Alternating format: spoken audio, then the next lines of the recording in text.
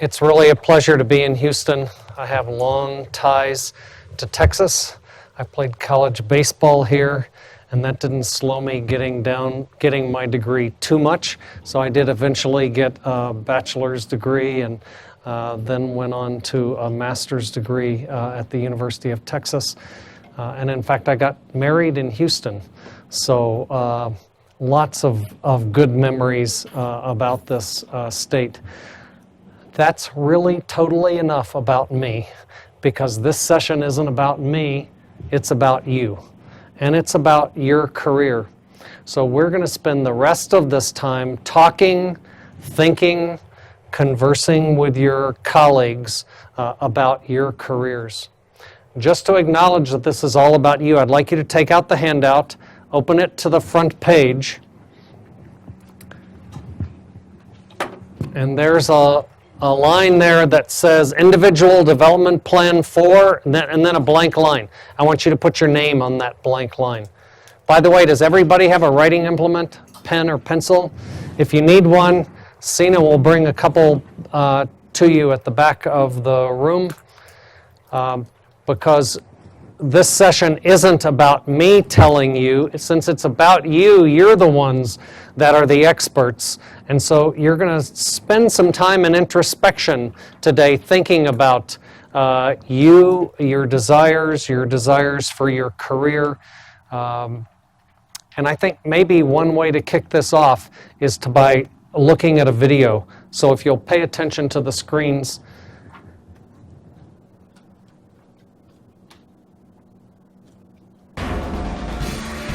From the upcoming film True Crimes, please welcome two-time Golden Globe winner, Jim Carrey.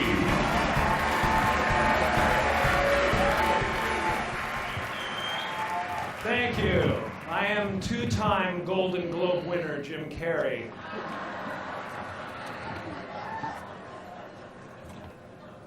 You know, when I go to sleep at night, I'm not just a guy going to sleep. I'm two-time Golden Globe winner, Jim Carrey, going to get some well-needed shut-eye. And when I dream, I don't just dream any old dream. No, sir. I dream about being three-time Golden Globe winning actor Jim Carrey. Because then I would be enough.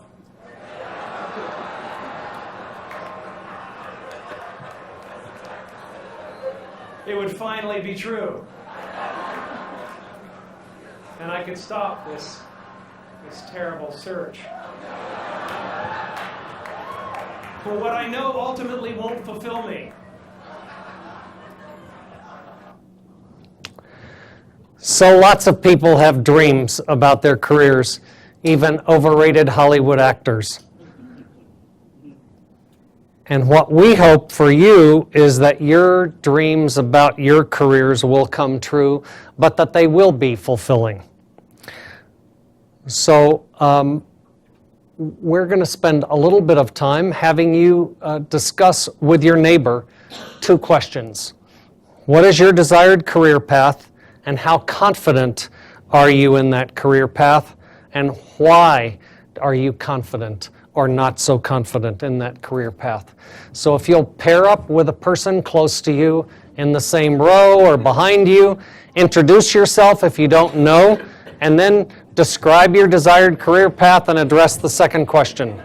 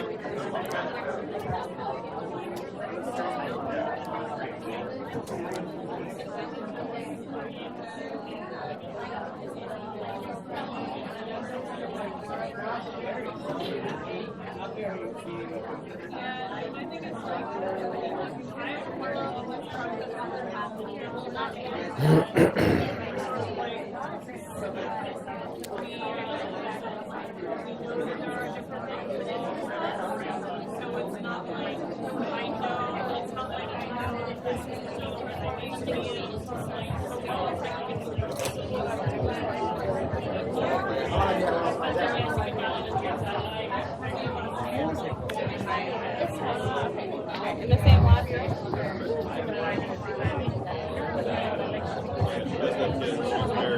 The other moving, it feels like a territory you come.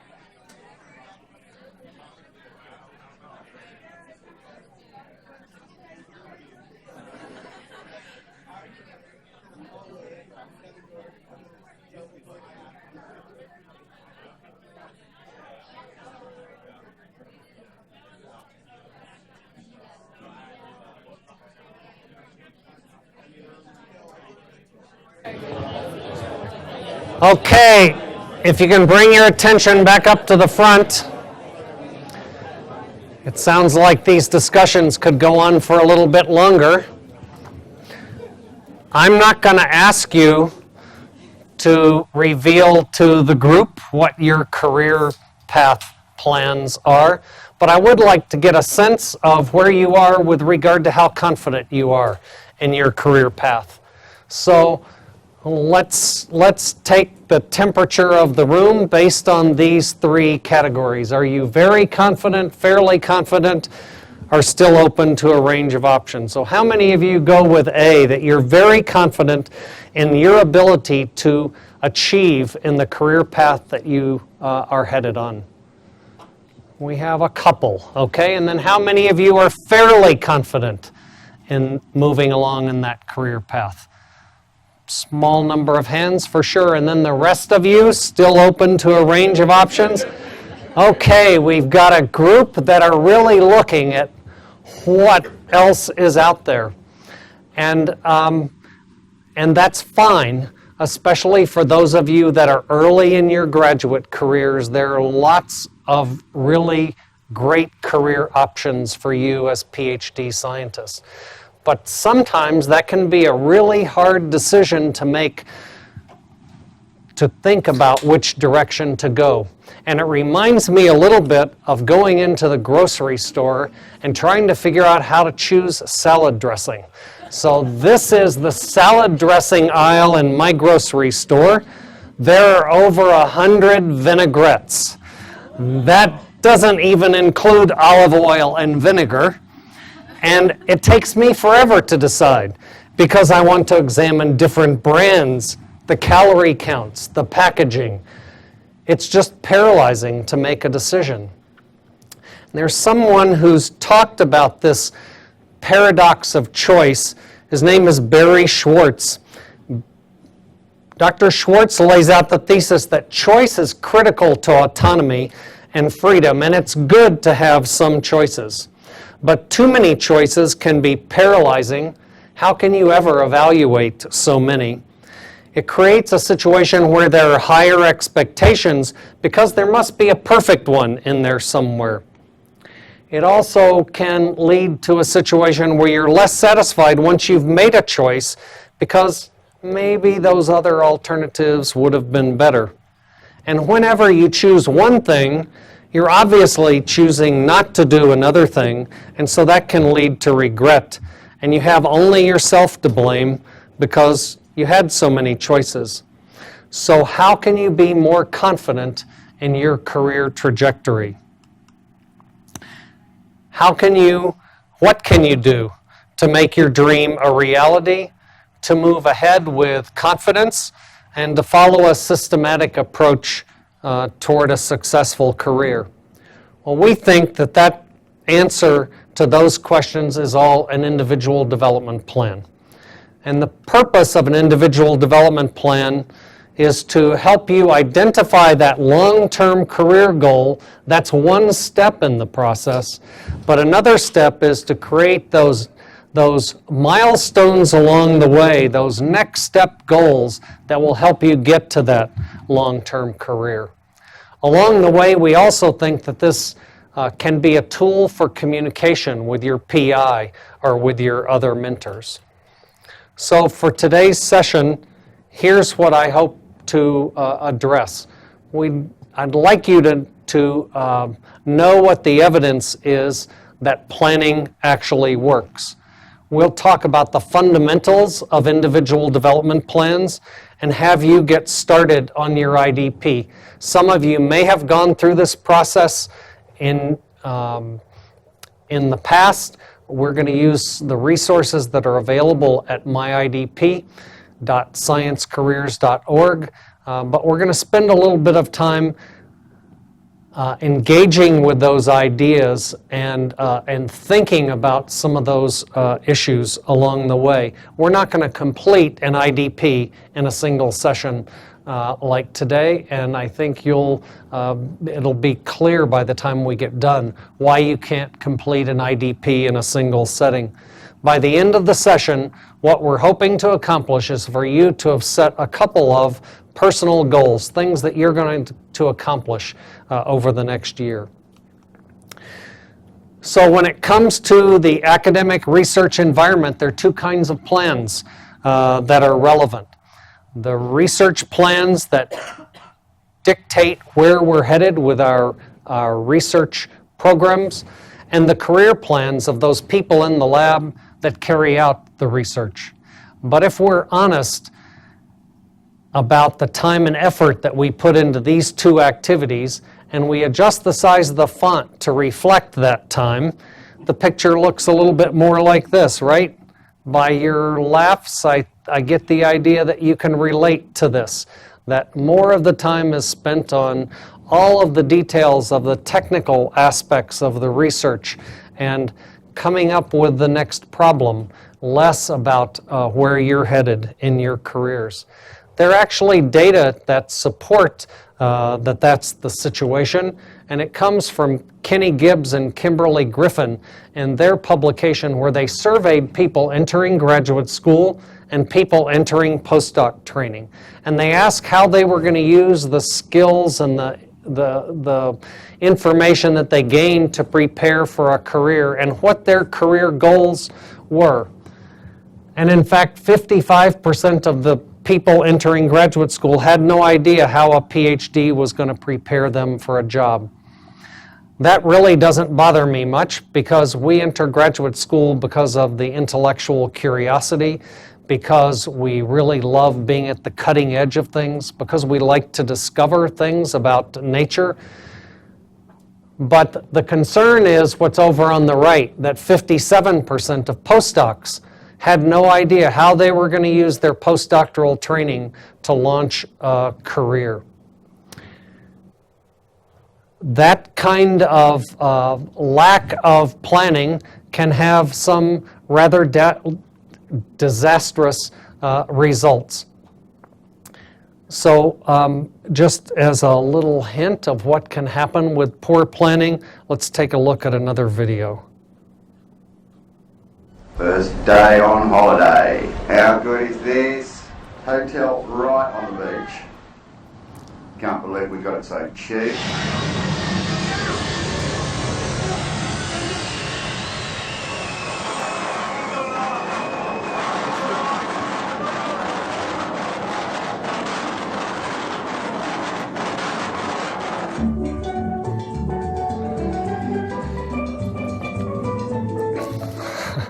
I like the dance.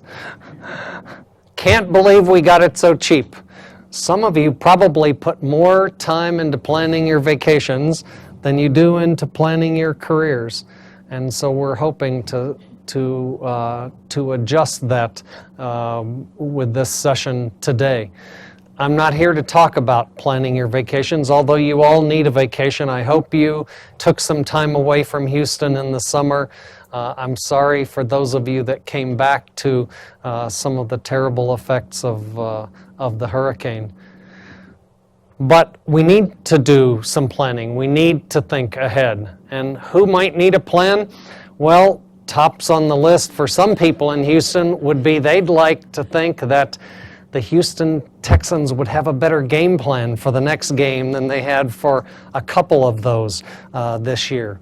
We also know that airline pilots have flight plans, that investors have financial plans, that military strategists have battle plans.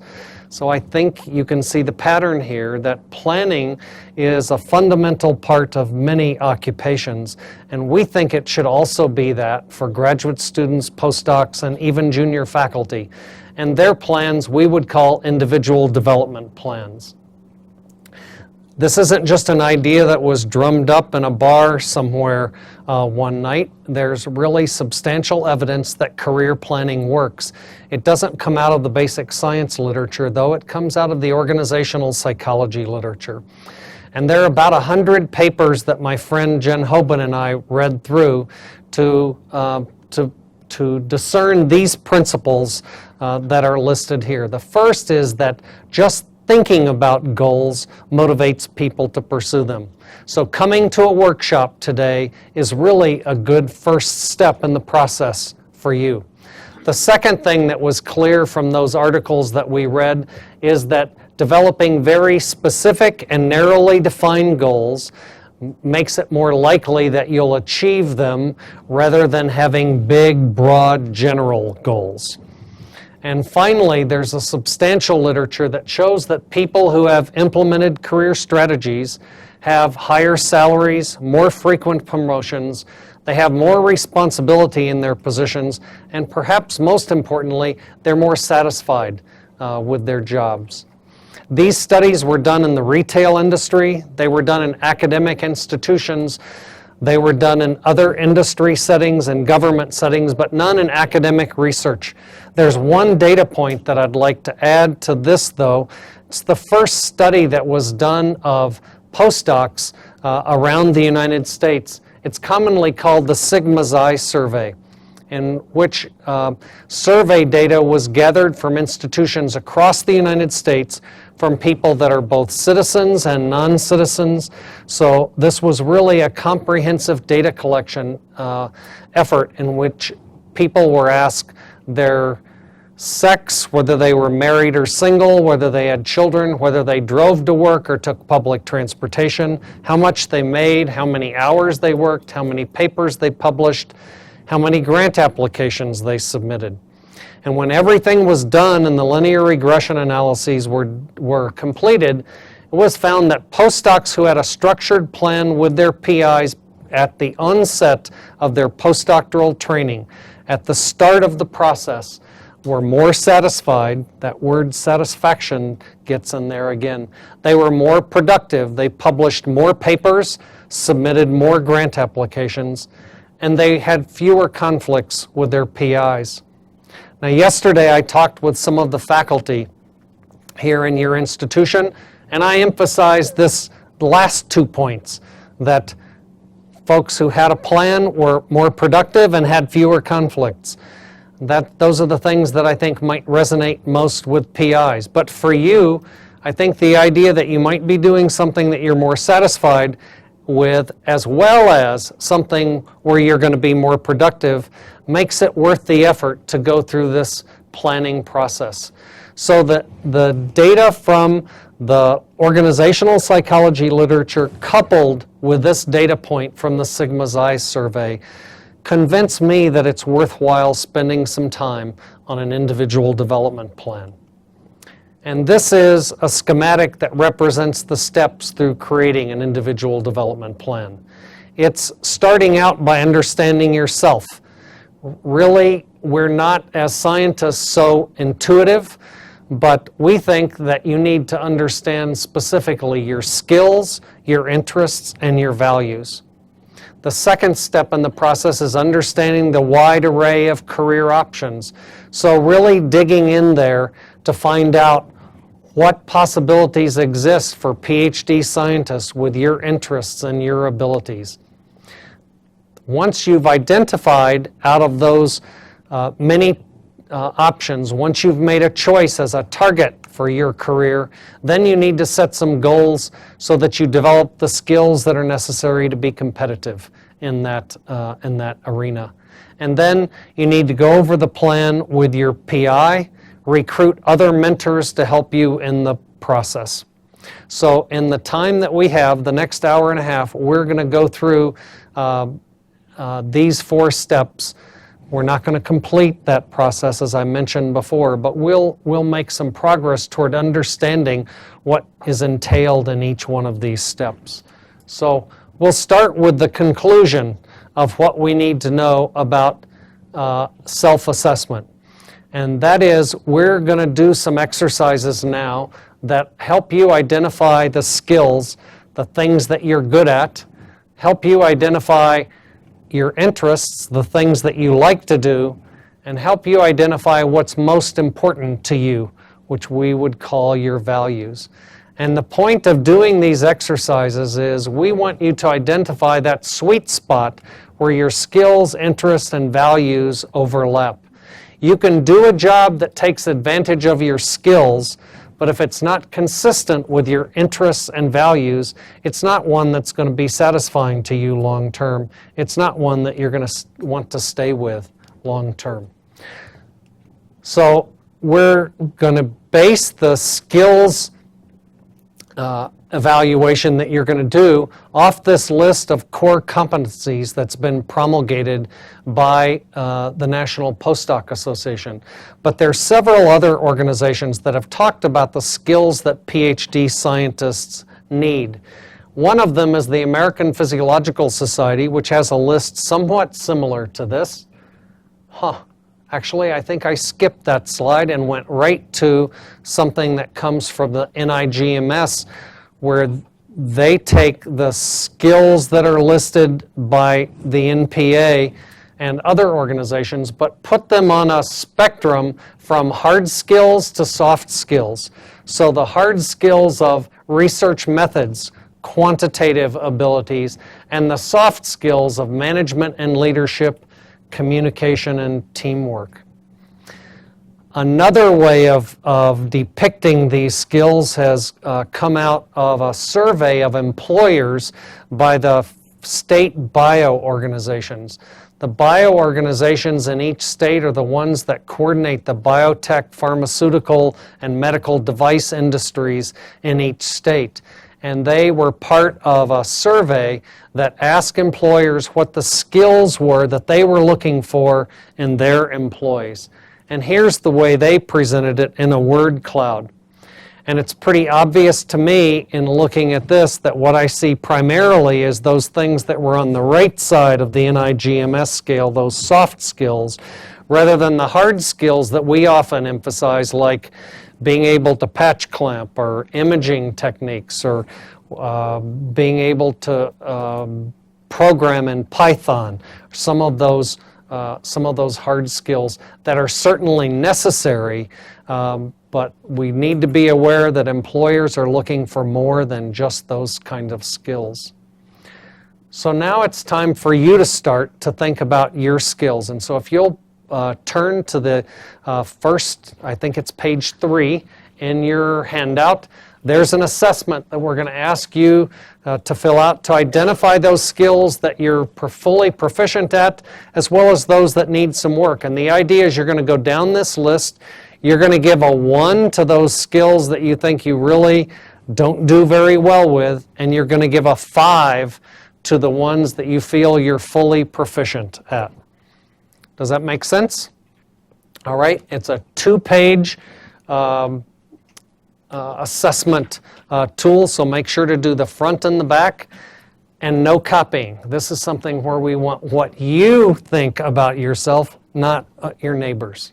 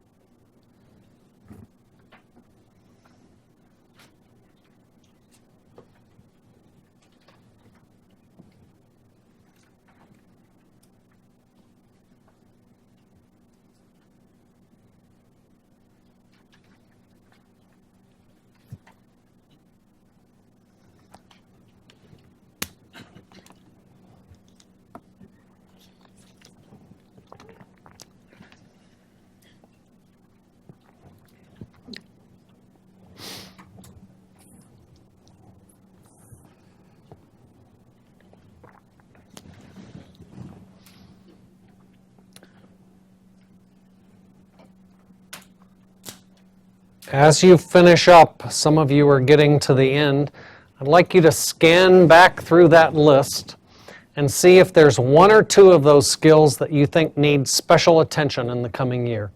So just make a note at the bottom of the second page, a couple of them that you think you ought to pay particular attention to in the coming year.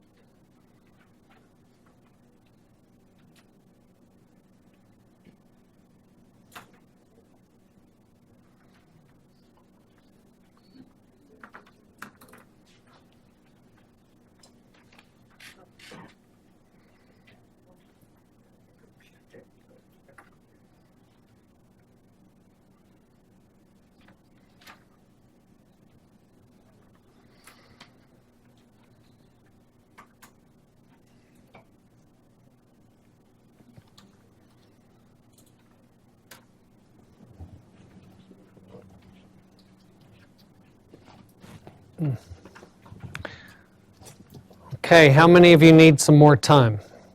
Everybody's done with this? A couple that will give you about 30 more seconds to finish up.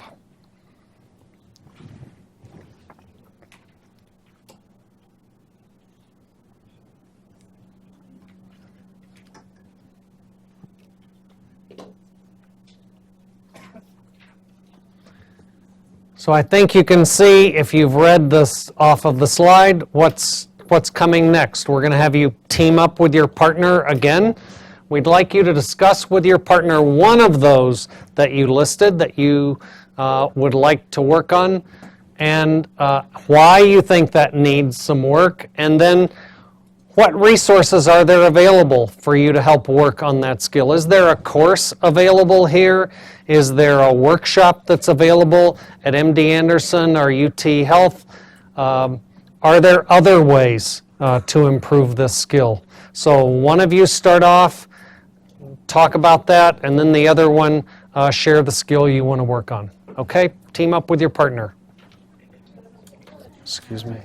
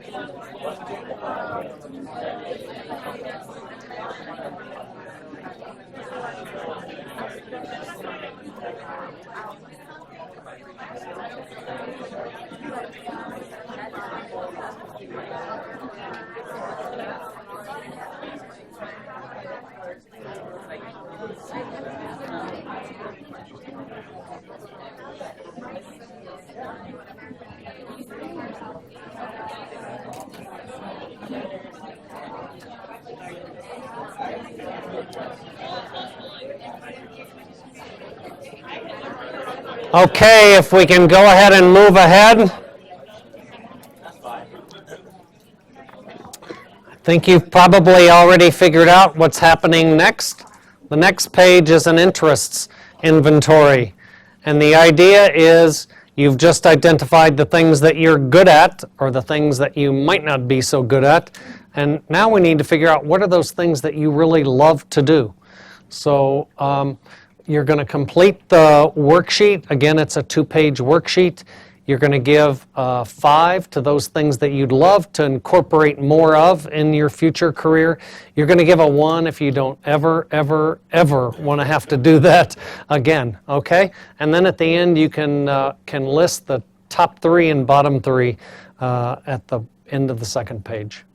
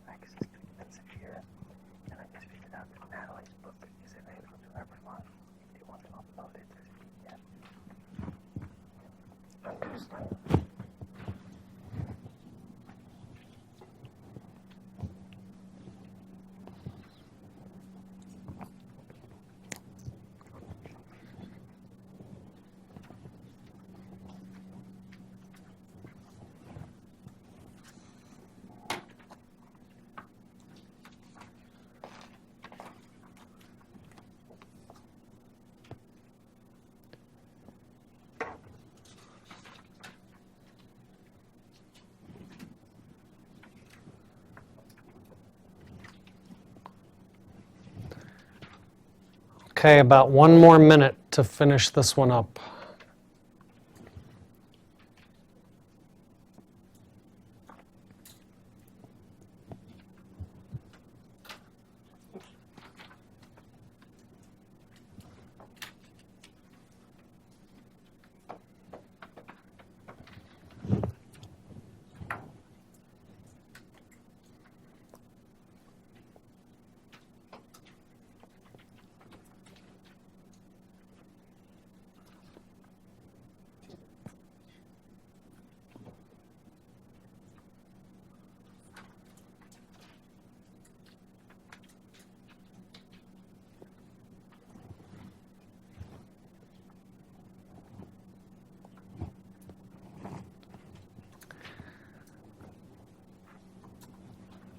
Okay, get back with your partner and let your partner know one thing you don't really like doing and one thing you really like doing and why. We'll keep this discussion a little bit shorter.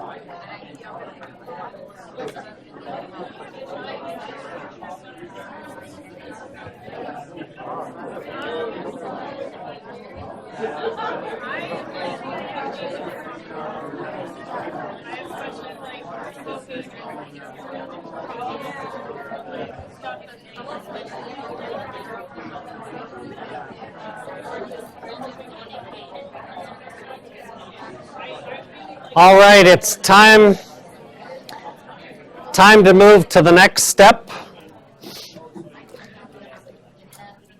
Of all the exercises, I think this third one, which we call a values clarification, is perhaps the most difficult. I would define values as the ideals or principles that define how we act. And when I talk to graduate students and postdocs on my campus and on other campuses, often they tell me, I think I should just leave my values at home when I come into the workplace. Those are my personal values. And I beg to differ. I really think that this is a situation where your values are really overriding in your life, and they can actually help you define the environment in which you're most likely to thrive. So it's really important for you to determine what's most valuable to you. That's the purpose of this exercise. So it's just like the others. You give a 5 to the things that you really think are important to incorporate in your future career, a 1 to those things that aren't so important, but there's one really important thing about this. You look at this list, all of those values look really positive, contribute to the world, and teamwork, and friendships. All of those are very positive things. On this list, I'm going to recommend that you not give more than 5 or 6 5s to any of these items. So it looks like you're about to start to give 5s to everything down the list, right? That's not going to be helpful in separating things out. So if you'll limit the number of 5s you give to 5 or 6 or maybe 7, that will be helpful.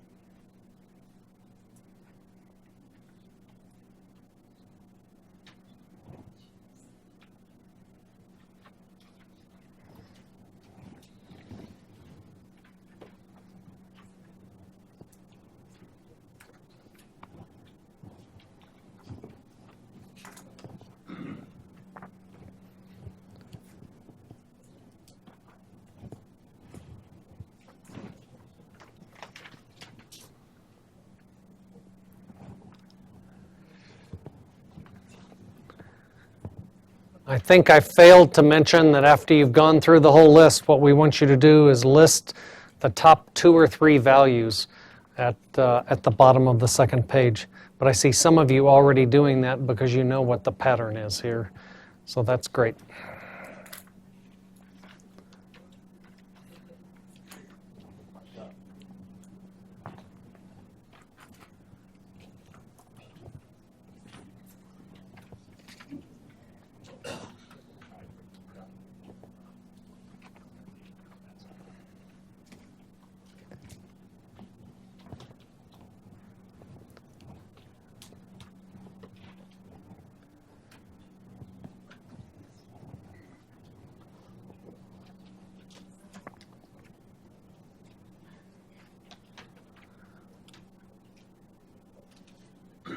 Just a few more seconds to finish up.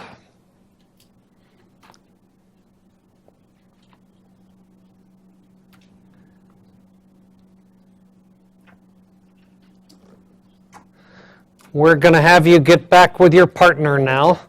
And as you expected, there's going to be a little bit of discussion. But I think in this case, we're going to ask you to narrow down to that either that top value or one of your top 3 values that you think might create some challenges in your career. And I want you to present that to your partner and think about some ways that you might be able to mitigate that challenge, that you might be able to address that challenge in your career. Your partner's going to listen, and if he or she can think of another way that you might be able to deal with that, then have a little bit more discussion about that and then switch roles. Okay? I'll give you a little bit of time to talk.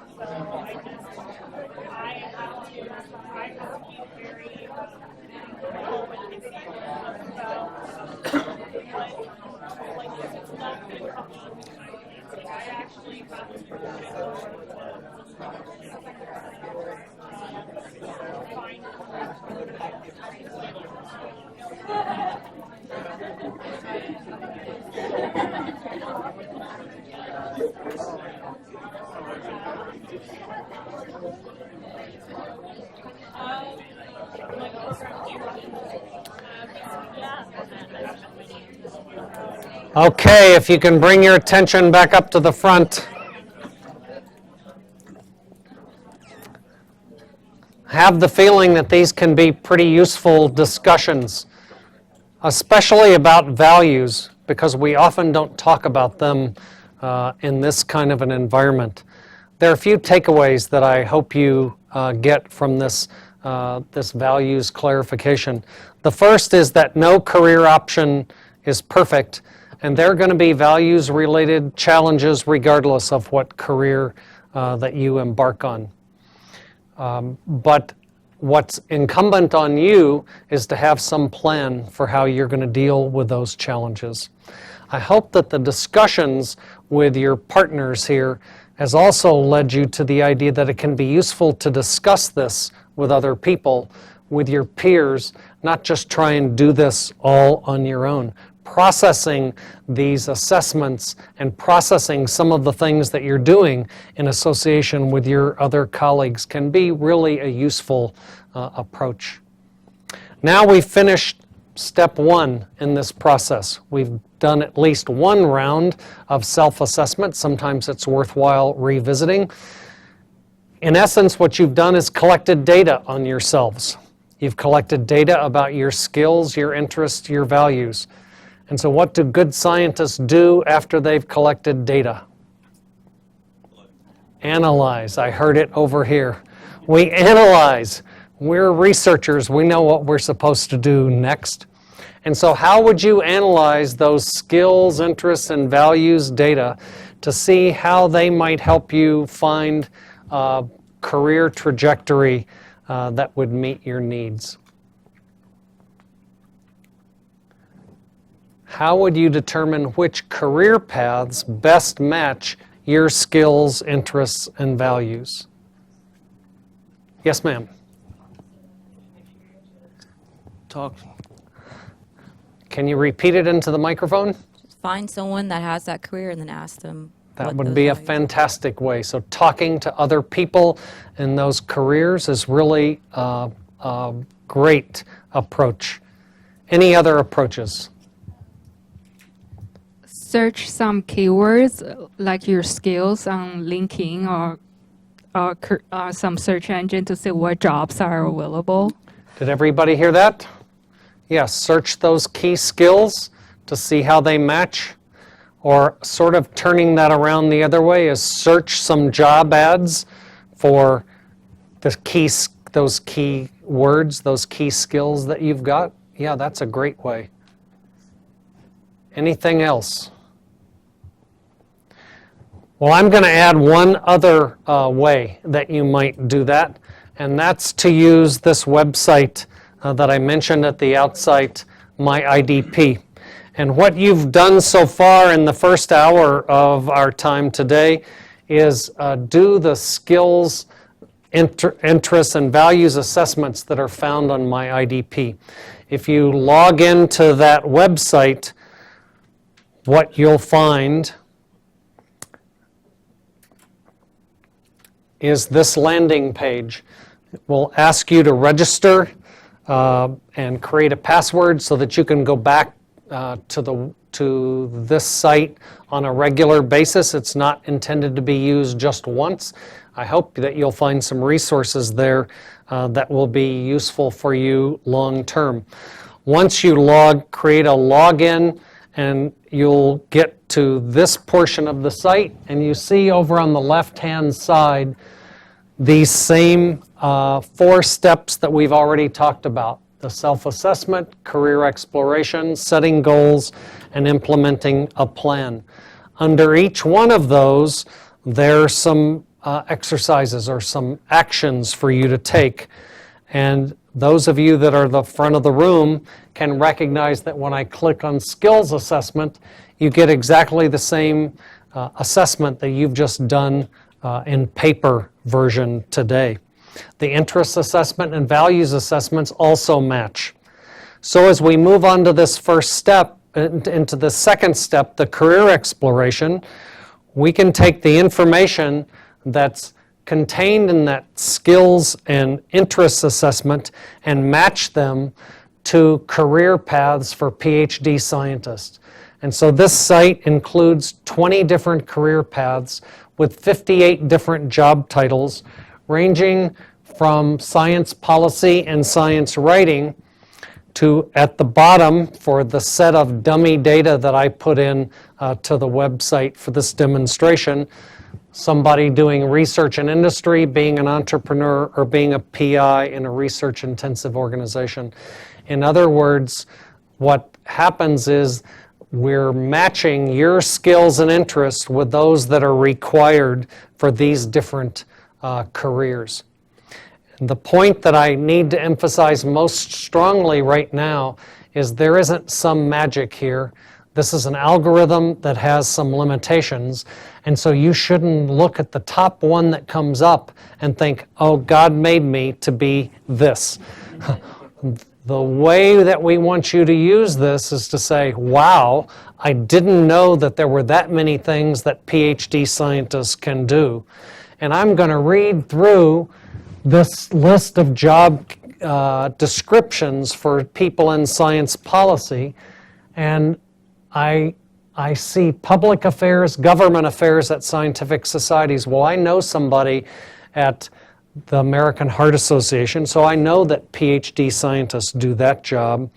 I know that PhD scientists do jobs in foundations and other government entities. And you read through these lists, these job descriptions list, and maybe you'll come to this big category of sales and marketing of science-related projects. And you say, I had no idea PhD scientists did that. I didn't think that sales was where we would fit with our research skills and the other things that we do well. Moreover, you may look at the first job listed there, medical science liaison, and say, I've never heard of that. What in the world does a medical science liaison do? And so that's exactly the thought process we would like you to go through to say, okay, now I've got to dig into this to find out a little bit more about what that position is all about. So if you go to the second tab under Career Exploration, which is Read About Careers, this same list is found in the same order, but then there's a link over at the right side that will allow you to connect to some resources to find out a little bit more about that career path. So I've clicked on the Resources for Science Writing page, and there are 3 types of resources that are available for each of those 20 career paths. The first is articles that are available electronically, where you can just click a link.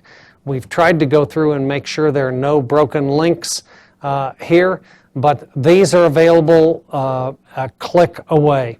Most of the articles are from Science Careers, because Science Careers has about 5,000 articles about scientific careers on their website. But they also include things from Nature Biotechnology and other sources that are available on the web. The second category is a little bit harder for me to convince graduate students and postdocs to dig into, because it's books. And so that requires a little bit more effort than just clicking. So going over to the library, dropping in to see Dr. Safai to see if he has one of these books, or maybe purchasing it on Amazon. I want to assure you, though, that not all of the information about PhD careers is available on the web.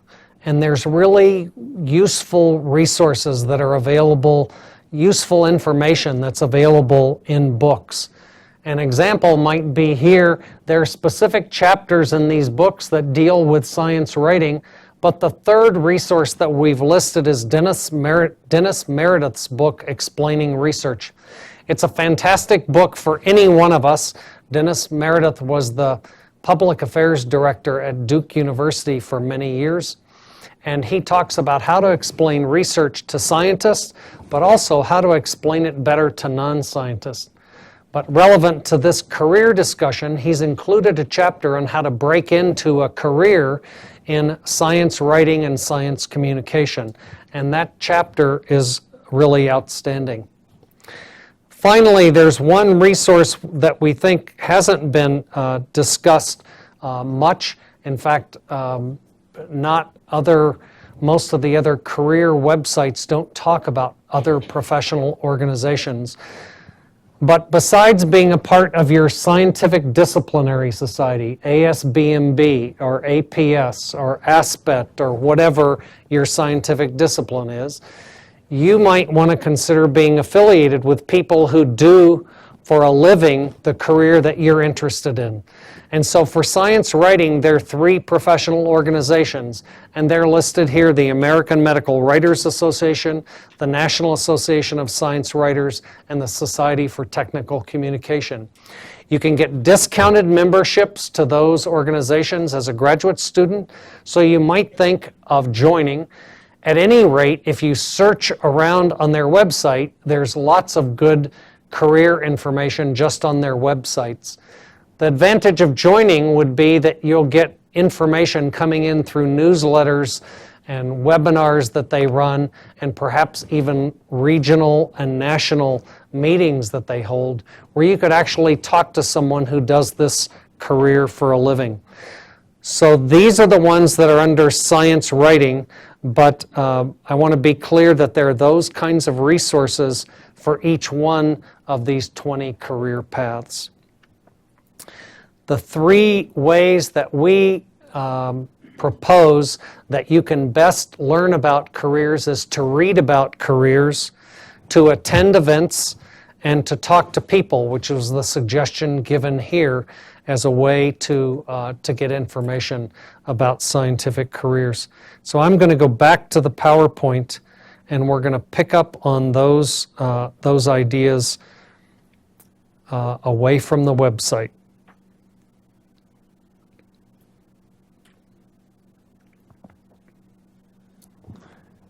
So again, we've listed these 3 approaches on this slide. Reading about careers, we've talked enough about. Attending events, we need to emphasize the events that are available locally through your organization here at MD Anderson and UT Health. And I was excited to see this trip. I've been here once or twice before, and I was excited to see this trip that you have a joint calendar where activities throughout the Texas Medical Center are available. What a fantastic resource. I mean, to be able to take advantage of those career events that are held at other organizations is a huge benefit of being in Houston. But I want to encourage you also, when you're away at professional meetings, presenting your science, besides taking advantage of the outstanding science, take advantage of the career events that are held there. How many of you attend either the Society for Neuroscience or the experimental biology meetings? Any? Okay, 1 or 2, so not a huge number. Those are meetings that are really huge. Society for Neuroscience, about 40,000 people. So they have a career center that's magnificent. They bring in some of the best academic career counselors, headhunters, people that are interested in scientific careers to give talks that occur throughout the day for every day of the meeting. Some of the smaller sessions, some of the smaller meetings that you might go to also have decided to add a day which is devoted to scientific careers. And so my encouragement is just to take advantage of those resources, participate in the scientific activities, but make some time for yourself, for your own scientific career. Then the final way to find out about careers is through talking to people, and there are 2 tools in your toolbox: networking and informational interviews. So let's do a little word association here. What comes to mind when you hear the word networking? Collaboration. Anybody else? Chit chat. Relationships, happy hour. Alumni.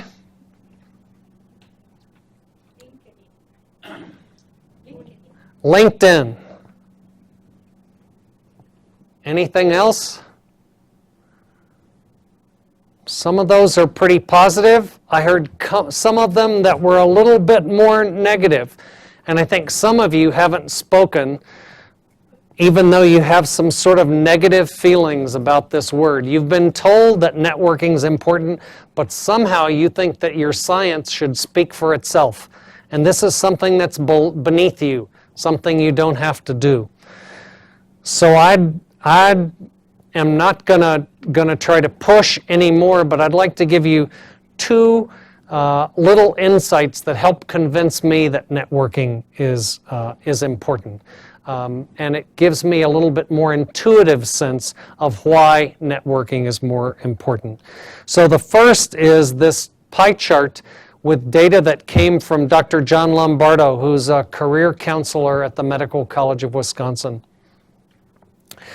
John tells me that more than 80% of PhD scientists find their jobs through connections to other people. That if you add up all of these approaches with advertising, search firms, job boards, career fairs, etc., you get less than 20% of jobs that are found through those approaches.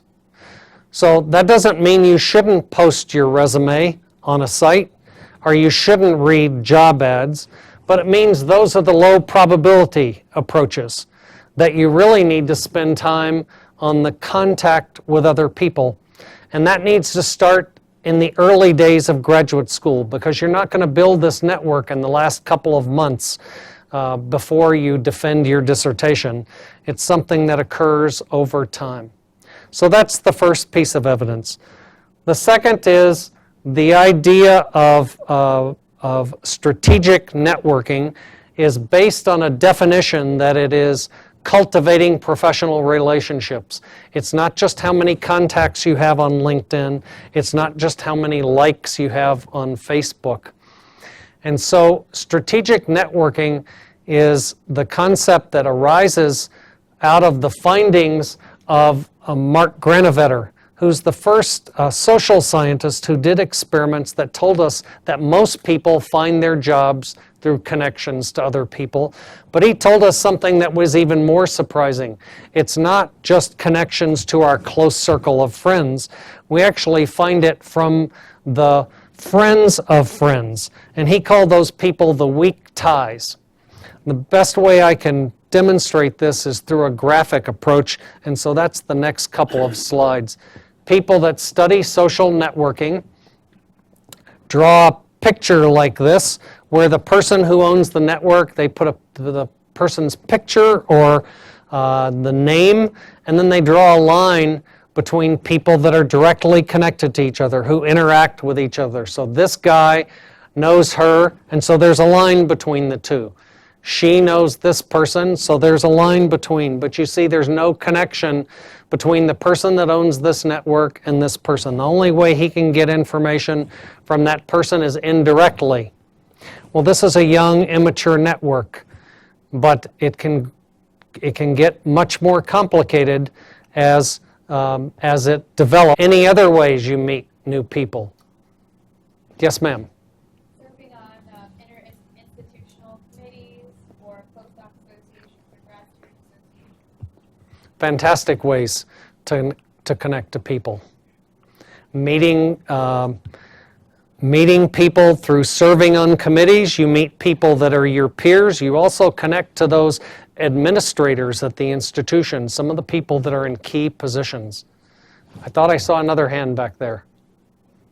Anybody else? Over here, there's a microphone. Sorry, we're taping this, so it would be nice if you could make your suggestion known to people. Conferences. Conferences, okay. So attending conferences is a fantastic way to connect to people in your discipline, as well as some of the other people that attend those conferences. What else do you do? Any other ideas? Yes, ma'am. We'll get the microphone here. Like going to non-professional events, so like sporting events or whatever, and just chatting with people that are also at that event, and not being afraid to like actually talk to people that you don't know.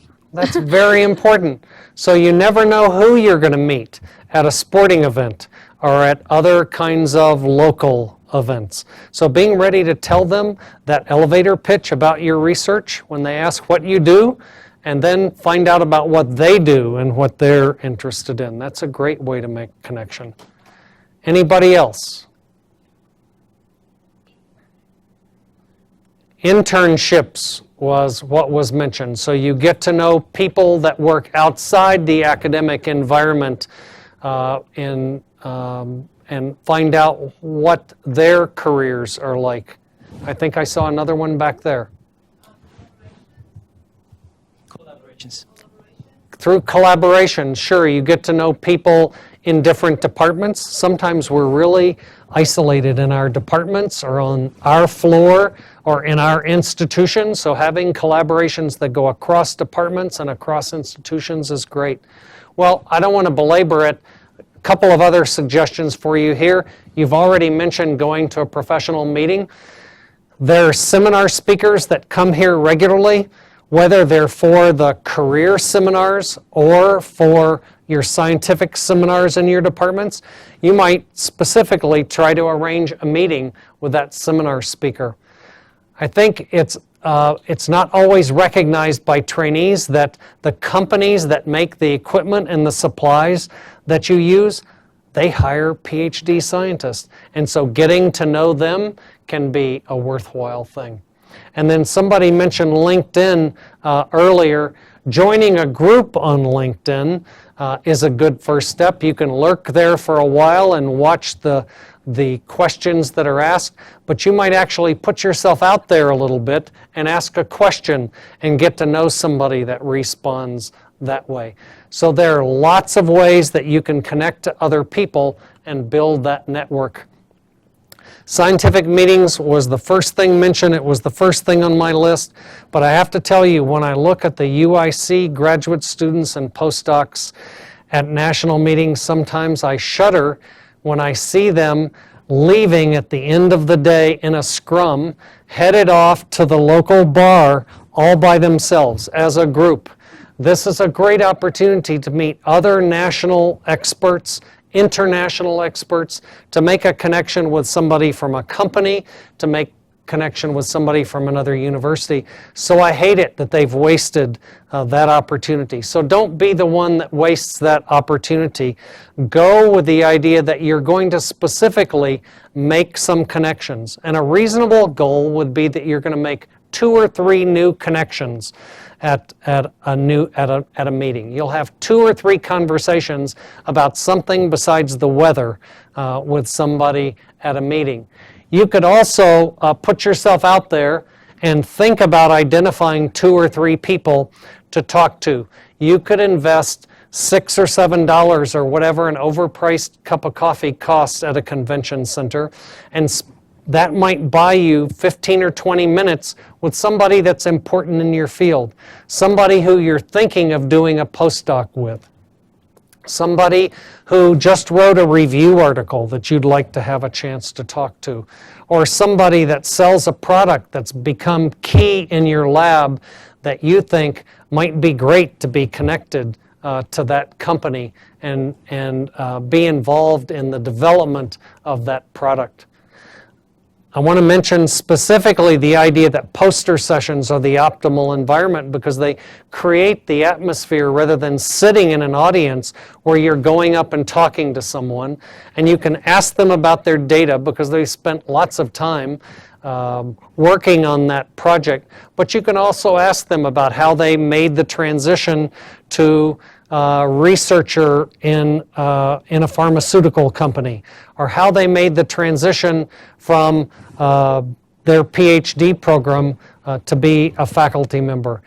It's really best if you can get a business card from them so that you can follow up later with a more extensive conversation.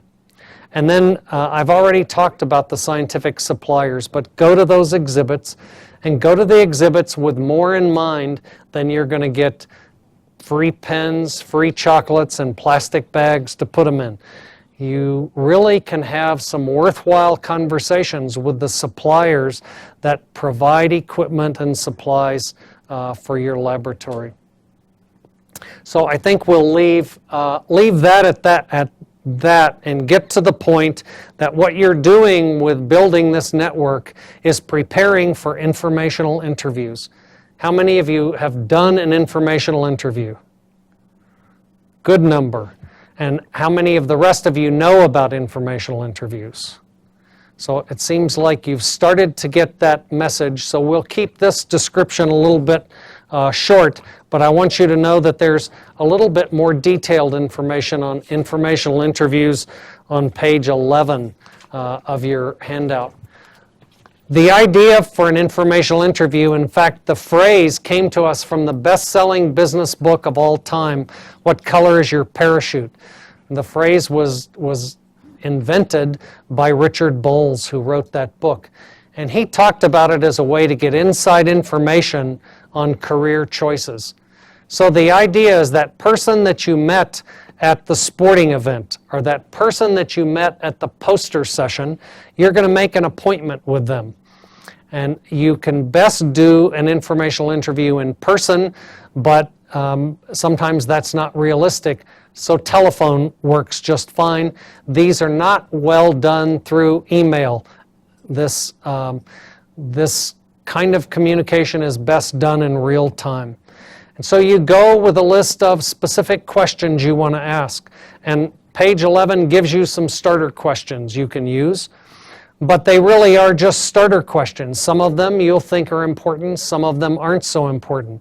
The idea is for you to ask the questions that you think are most important, and literally no questions are off limits. So you've probably already heard that it's not good to ask about salary information in a job interview, but this isn't a job interview, it's an informational interview designed to get information.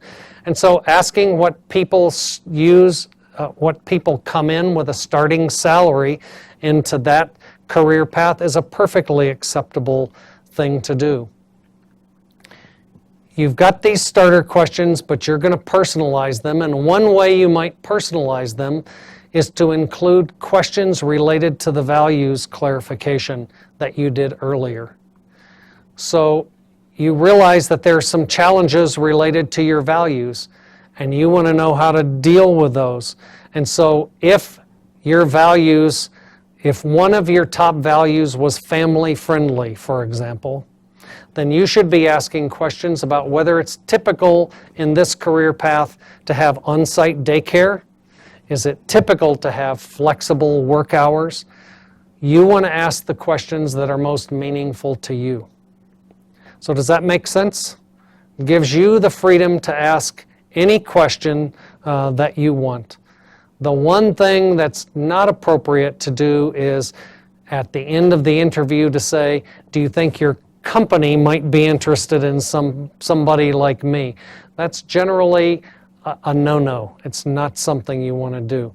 But it is a good idea to use that first informational interview as a way to get other people to talk to. So this isn't a one-time thing where you do one informational interview. It's an iterative process. So you might have read a little bit about regulatory affairs and think that that might be a good fit for you, but you met this industry scientist at your professional meeting, and you talk to her because she works in the same field as you do, and you do an informational interview with her, and you ask if she might introduce you to someone in that company that does regulatory affairs. And then you do an informational interview with that person in regulatory affairs. And you might ask that person if there are other people in other companies that do regulatory affairs. So you're going to use that information from each informational interview to sort of hone in on the most important things that you want to find out about careers. The only thing else to mention is the idea of a thank you letter. A thank you letter or a thank you email, either one will suffice, but make sure that you let the person know that you appreciate that they've spent their time freely sharing with you. Put a little note about what you learned from them or how you followed up. That will make them willing to respond to you when you go back to them a little bit later and say, I want to follow up on something else I heard. So maintaining that contact is really valuable.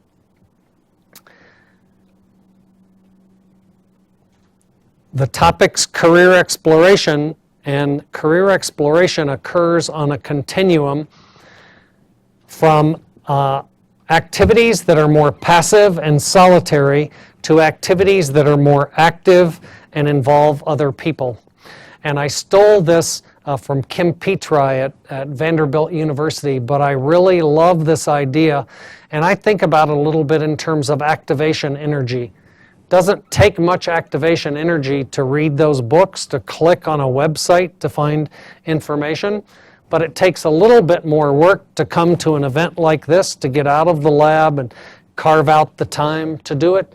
Takes a little higher activation energy to contact someone and do an informational interview, and even more to do some kind of a job shadow or an internship experience.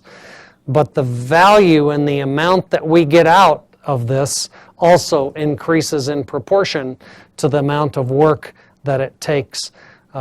So you want to start out with those easy things, the reading, move on to talking to people, but consider doing some other sort of experience that really gives you an inside look at the way things work in another career, in another type of environment other than academic research.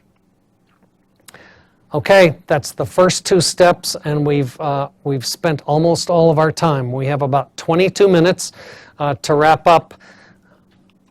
I want to make sure that we spend some time on goals, because by the end of this session, I want you to have set a couple of goals about what you're going to do, rather than just sitting and absorbing information, something that you're going to actively do.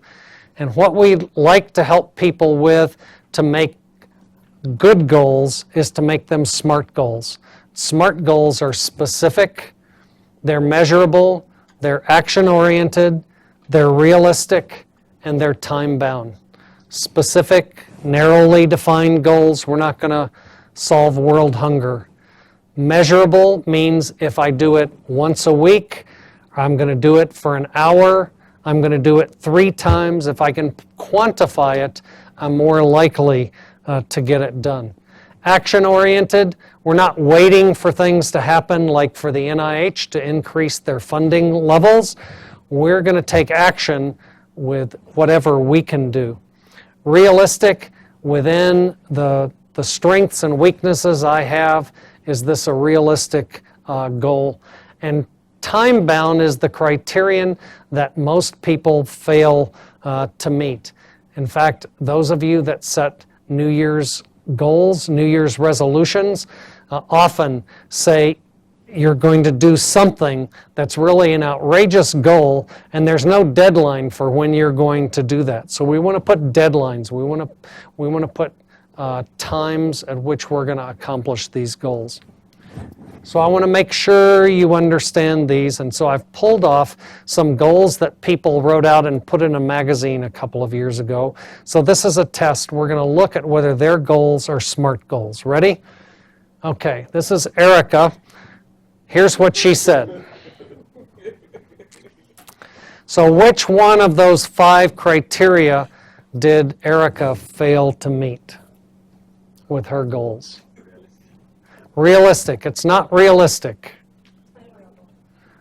Time, measurable, specific. I think she sort of missed the boat. What do you think? Yeah, not so good.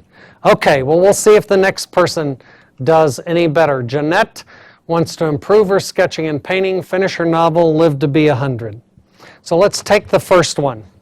Is that a SMART goal, first of all? No. Okay, why is it not a SMART goal? What's missing? Okay, so she says she doesn't know how to measure it. So right on target. She really hasn't identified how she's going to measure whether she's improved her sketching and painting. She could practice a lot, she could take lessons, but she has to have a way that she's going to measure whether it's improved. So you could make this measurable. How would you do that? Say that there's something specific you want to be able to, like you want to be able to sketch a particular landscape. Yeah. So something specific you want to be able to accomplish, or to have somebody else judge before and after. That might be another way to make it measurable. How about number 3? Is that a SMART goal? I see a couple of heads doing this. What do you think? Is it SMART?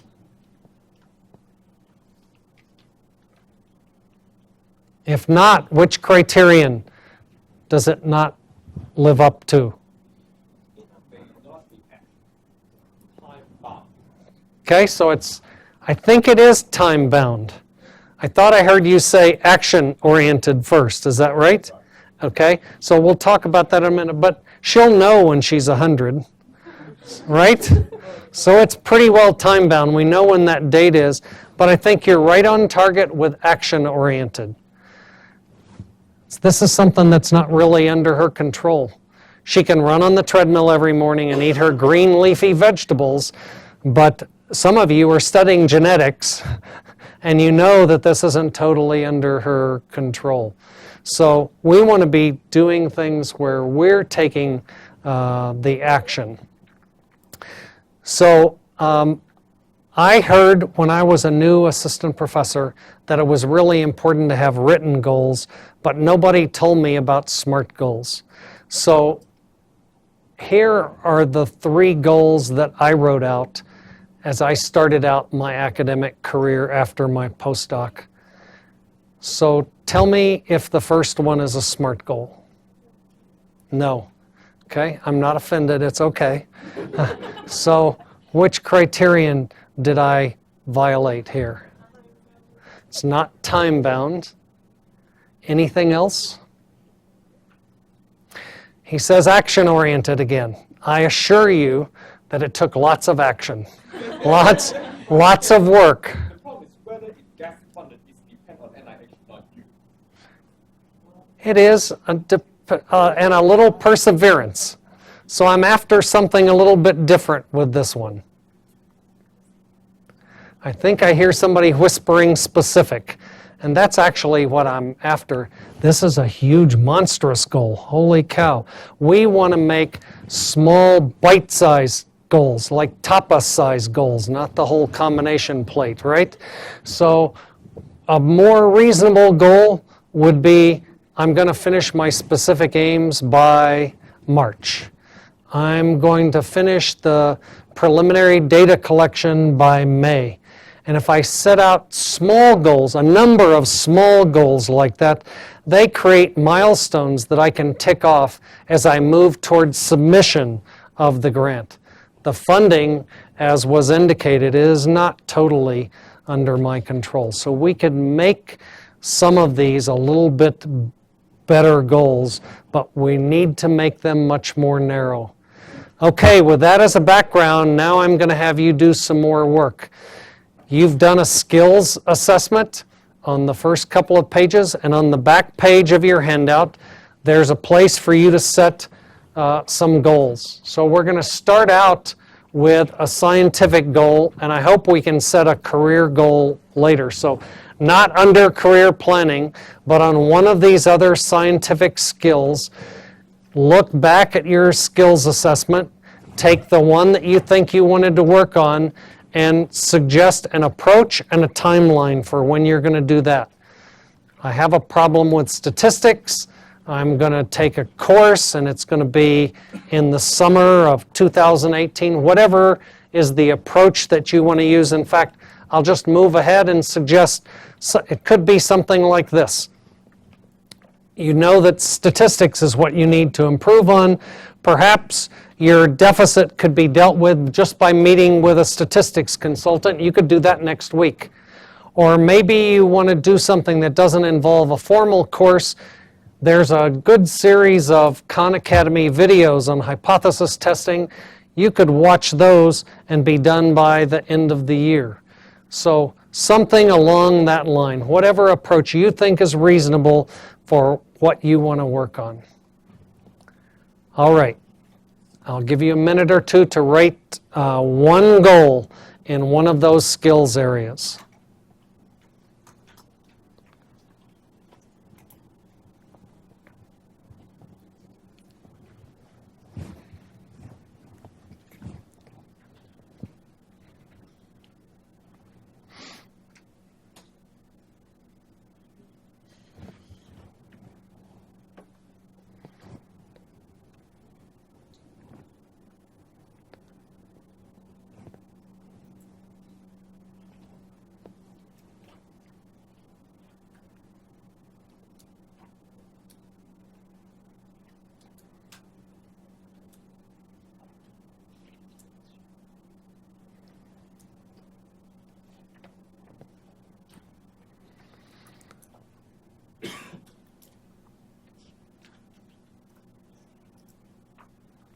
Okay, looks like to me most people are done writing, so we're going to have you get back with your partner just as before.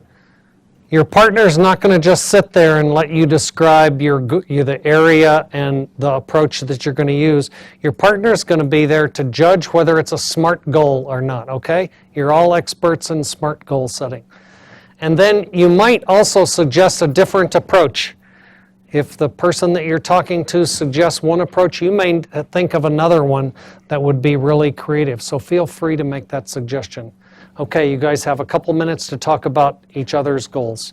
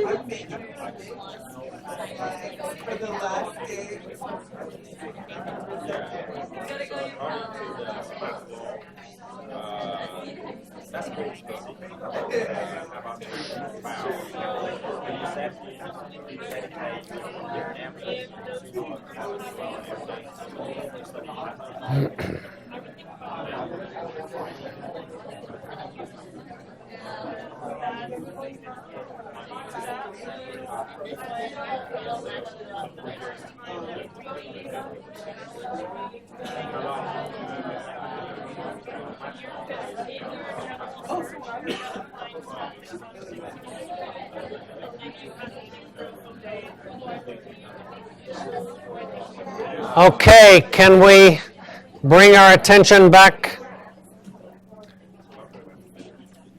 I have the idea that some of you have partners that suggested a different approach to improving that same skill. Was that the case for anybody here? Okay. Would you like to share what your... Sina, do we have a microphone? And tell us what your goal is and what you thought of as an approach and what your partner suggested. So mine is to increase my critical evaluation of scientific literature. And so my approach is to read one scientific paper per week and then write at least one critique, force myself to find one critique of each said paper. And then my timeline will start next week and then go through the end of the year.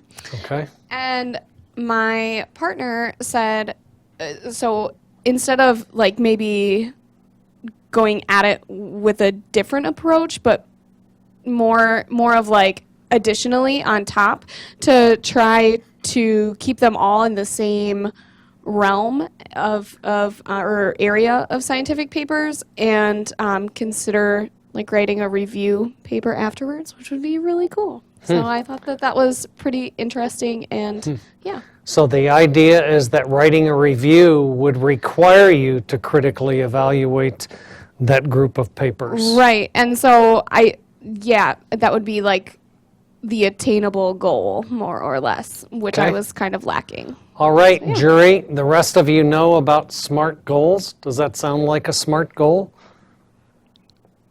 Yes, no? Yes, it sounds very good to me. It also sounds like one that benefited not from just making it all by yourself, but from the input of others. And so I think that theme seems to apply to some of our discussions today, that just doing things all by ourselves, the wisdom that comes from a group can be really valuable. The literature also tells us that people that announce their goals or tell their goals out loud before others are more likely to achieve them. So I don't know where you gather and where you see each other, but tell me your name. My name is Jessica. Okay, so when you see Jessica on campus, walking on the sidewalk, ask her how she's doing to evaluating those papers and putting together that review article, okay? You guys can be part of her team. All right? All right, we've got time for one more goal. So now under that career planning, one of the areas that you thought you needed some work on under career planning when you did the skills assessment, write one more goal.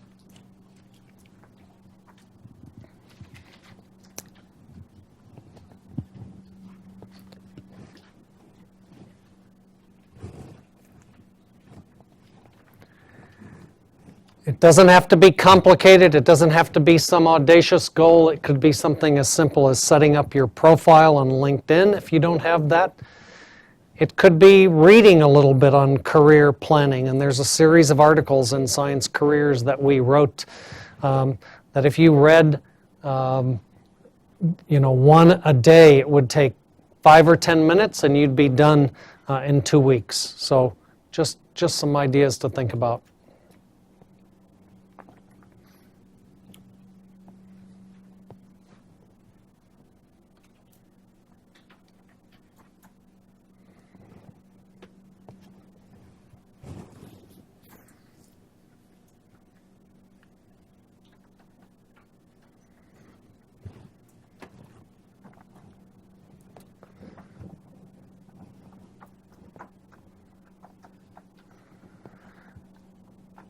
Okay, we're not going to take the time to discuss those in a group, just so that we get you out of here on time. You've been very patient, but I really think that the things that you've started today and the goals you've set are really the important part of having been at this session.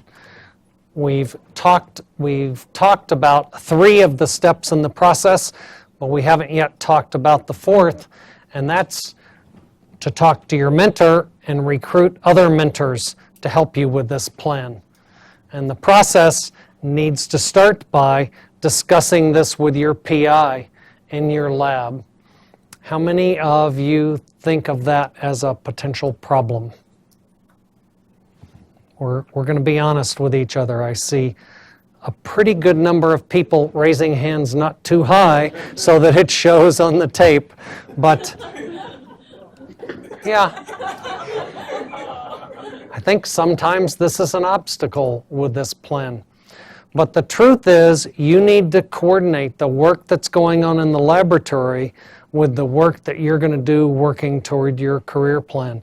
And so if you can have a positive conversation with your PI about your plan, it's extremely valuable. I should emphasize, there's no way that you're going to take this entire thing to your PI. You don't need to share your interests and your values assessments with your PI. Those things are kind of personal, right? But you should be talking about your goals. If one of the things you want to do is get better at teaching, and you're going to take a teaching assignment at a liberal arts university here in the Houston area, you need to talk about how the work's going to get done. If you're going to teach Monday, Wednesday, Friday, then come into the lab after that. You need to have a discussion about how that's going to happen. Some of you that are uncomfortable taking this with your PI, one thing you might think about doing is taking this skills assessment and handing it to your PI and asking her to do an assessment of you. This is part of a 360 feedback approach to get not just your own assessment, but does somebody else think that I have the same strengths and weaknesses? So that might be a way to introduce it. I have a few things that you might think about in setting up a meeting with your mentor. The first of all is to make an appointment for this meeting to talk about your IDP separate from all your other meetings. You don't want this to just be a tack on after the end of Journal Club. You want to get it on the calendar, and you'd like to have it in a meeting in a place that's separate from the lab or separate from your PI's office, where that ping is always going off when the emails are coming in. You don't want really some distractions. So you might invest a little bit in a cup of coffee and ask to have a conversation in another environment around the campus. Most of all, you don't need to be apologetic about this. This is your career. This is your way to take charge of your career, so be positive. And you might start off with this little example that we've given. I've really enjoyed my last year in the lab and think we've made great progress on this project. Now I'm thinking a little bit more long-term about my career. That might be a good positive way to start off the conversation. I've suggested the idea of handing the skills assessment as one way to introduce this topic. There's another way, especially if you have senior faculty that haven't been keeping up with what's going on with the careers and the numbers of graduate students and postdocs in the sciences now in the United States. Some of the issues raised were well described in a paper in the Faculty of 1000 written by Gary McDowell. And you might just put this on your PI's desk and say, take a look at this, I'd like to talk to you about it. It might be an easier way to get into the conversation than to start with your IDP, just to address some of the issues that are going on with careers. And finally, this is a negotiation, so be prepared to negotiate. If you really think you need to teach those classes, then figure out a way that you can make it a win-win situation. This might be a way to get undergrads into the lab. It might be a way for us to accomplish some other things. So if you can think of a win-win situation with your PI, that's always very helpful. So we're at the end of our time, and I want to make sure that you don't think that a 2-hour workshop is sufficient for career planning. You've gotten a magnificent start, and all of you have really been engaged in this session. For that, I appreciate. But spend a little bit more time on this. Go to the My IDP website, which is free, and all of the information that you put there is confidential, so it's not going to be shared with your friends or your PIs. But spend a little bit more time and invest a little bit more time into your careers. I started off with a video, and I'd like to finish up with a different one.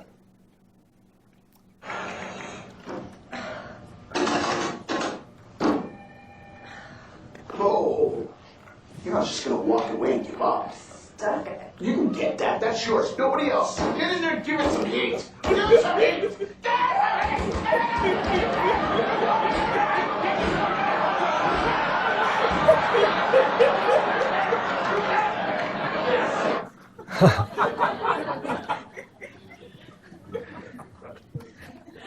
It would be easy in a talk about science careers to use that video to talk about the importance of perseverance. But there's a different point I want to make here. Let's look at the start again. It's this guy that comes into the picture. He's not going to get any of that candy bar. He didn't invest in the amount of money that she put in that machine, but he decided he was going to be a cheerleader. And I think sometime we just need cheerleaders around us. And you have the opportunity to be cheerleaders for the other people that you see in the room. Somebody else mentioned earlier on that coming to an IDP seminar, you made connections for your network. And these seminars and career workshops can be useful to help develop community, but really feeling like you're part of a community, I think, is an important step. So join the Graduate Student Association, join the Postdoc Association, and really create a community that's going to be cheerleaders for each other. I think that's going to make all of us better. So thank you for inviting me here today. It's been a pleasure.